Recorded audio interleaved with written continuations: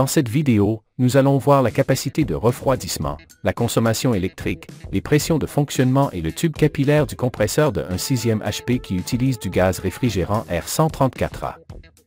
1. La capacité de refroidissement d'un compresseur dépend principalement de l'efficacité du compresseur et de la température requise dans l'évaporateur. 2. La capacité de refroidissement d'un compresseur réel de 1/6 HP varie considérablement selon les modèles. Elle peut être d'environ 450 BTU par heure, 113 kcal par heure, lorsqu'il fonctionne à une température de moins 20 degrés Celsius, moins 4 degrés Fahrenheit.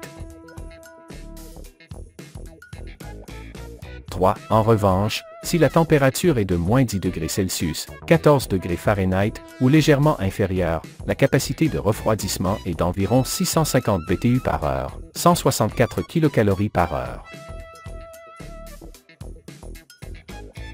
4. Maintenant, en ce qui concerne la consommation électrique normale du compresseur de 1/6 HP, elle dépend essentiellement de la tension d'alimentation. Pour un compresseur alimenté en 120 V, la consommation de courant sera d'environ 1,5 A.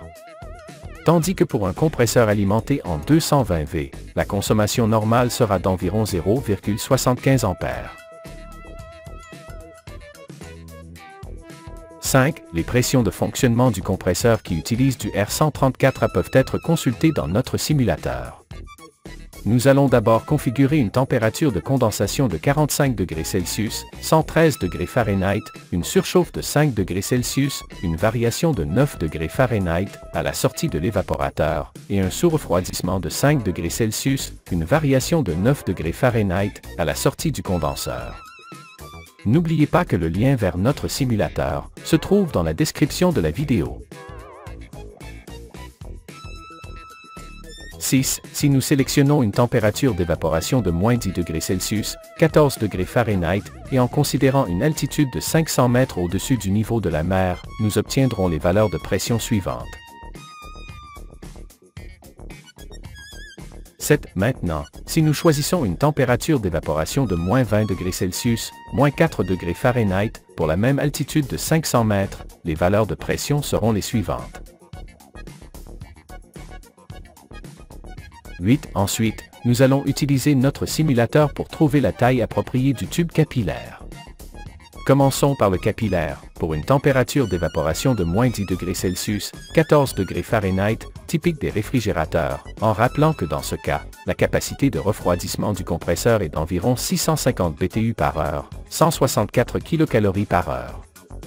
À l'écran, nous voyons les dimensions approximatives du tube capillaire fourni par notre simulateur.